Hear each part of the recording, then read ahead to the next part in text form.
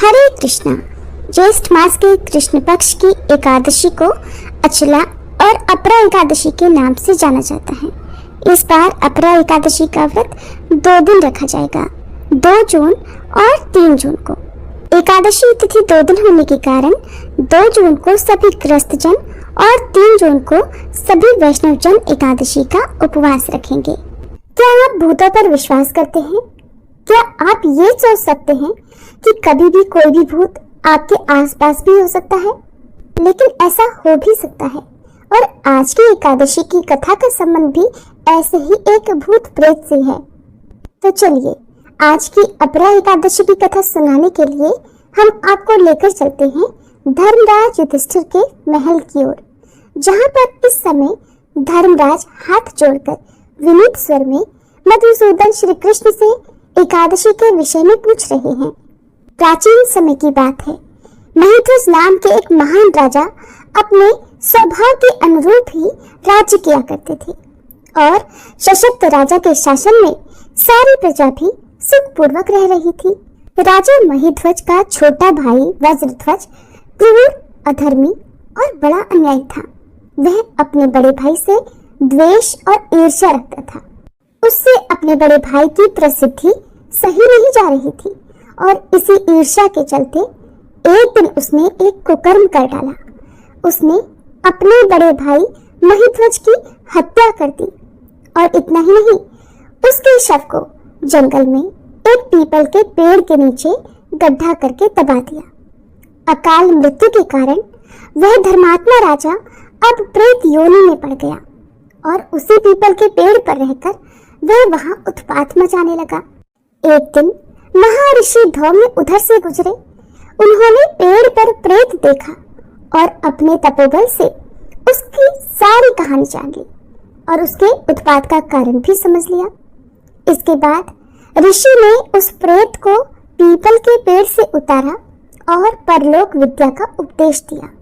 इसके अलावा ऋषि ने स्वयं ही राजा की प्रेत योनि से मुक्ति के लिए अपरा अर्थात अचला एकादशी का व्रत किया और उसे अगति से छुड़ाने के लिए, प्रेत योनि से मुक्ति दिलाने के लिए व्रत के समस्त पुण्य फल को प्रेत बने राजा को अर्पित कर दिया।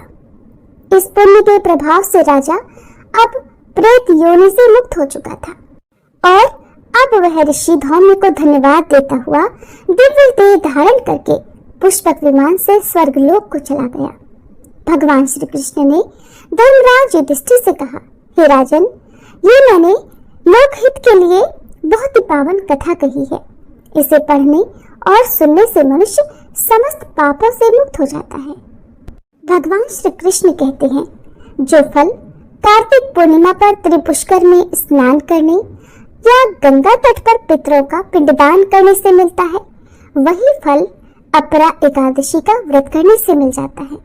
मकर के सूर्य में प्रयागराज के स्नान से, शिवरात्रि का व्रत करने से, सिंह राशि के बृहस्पति में गोमती नदी के स्नान से, कुंभ में केदारनाथ के दर्शन या बद्रीनाथ के दर्शन, सूर्य ग्रहण में कुरुक्षेत्र के स्नान से, स्वर्ण दान करने से या फिर अर्ध प्रसूता गोदान से जो फल मिलता है, वही फल अपरा एकादशी व्रत के पुण्य प्रभाव से मिल जाता है। भगवान श्री कृष्ण के अनुसार अपरा एकादशी का व्रत पाप रूपी वृक्ष को काटने के लिए कुल्हाड़ी के समान है और इस एकादशी का व्रत और भगवान का पूजन करने से मनुष्य सब पापों से छूटकर अंत में वैकुंठ धाम को चला जाता है। भगवान श्री कृष्ण ने इस कथा को समाप्त करते हुए अपरा एकादशी के महात्म्य का वर्णन प्रारंभ किया। भगवान ने कहा, ज्येष्ठ मास के कृष्ण पक्ष में आने वाली इस अपरा एकादशी के पालन करने वाला व्यक्ति ऐसे जघन्य पापों से मुक्ति प्राप्त करता है जो अत्यंत गंभीर होते हैं, जैसे कि भ्रूण हत्या, ब्रह्म हत्या, अनैतिक संग, झूठ बोलना, झूठी गवाही देना, संपत्ति की इच्छा से वेदों का अध्ययन और अध्यापन करना, अपनी मर्जी से मनगढ़ंत ग्रंथ लिखना यानी झूठा शास्त्र बनाना, ज्योतिष द्वारा किसी को भरमाना, झूठा वैद्य बनकर लोगों को ठगना आदि भयंकर पाप भी अपरा एकादशी के व्रत से नष्ट हो जाते हैं। युद्ध क्षेत्र से भागे हुए क्षत्रिय को नरक की प्राप्ति होती है, किंतु अपरा एकादशी का व्रत करने से उसे भी स्वर्ग की प्राप्ति हो जाती है। गुरु से विद्या अर्जित करने के बाद जो शिष्य अपने ही गुरु की निंदा करते हैं तो वे अवश्य ही नरक में जाते हैं। अपरा एकादशी का व्रत करने से इनके लिए स्वर्ग जाना संभव हो जाता है। तीनों पुष्करों में स्नान करने से अथवा कार्तिक महीने में स्नान करने से या फिर गंगा जी के तट पर पितरों को पिंडदान करने से जो फल प्राप्त होता है वही फल अपरा एकादशी का व्रत करने से प्राप्त हो जाता है।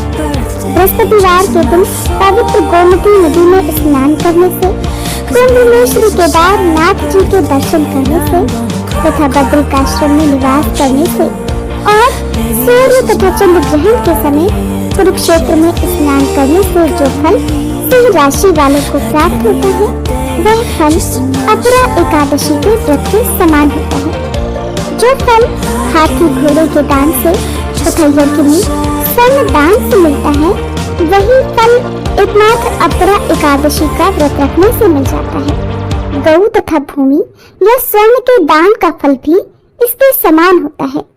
पाप रूपी वृक्षों को काटने के लिए अपरा एकादशी का व्रत कुल्हाड़ी के समान है तथा पाप रूपी अंधकार को दूर करने के लिए सूर्य के समान है। इसलिए मनुष्य को इस पवित्र एकादशी का उपवास अवश्य ही रखना चाहिए। यह व्रत सभी व्रतों में उत्तम है। अपरा एकादशी के दिन श्रद्धा और विश्वास के साथ भगवान श्री हरि का पूजन करना चाहिए, जिससे अंत में श्री विष्णु लोक की प्राप्ति होती है। भगवान श्री कृष्ण कहते हैं, हे युधिष्ठिर, मैंने यह अपरा एकादशी की कथा लोक हित के लिए कही है।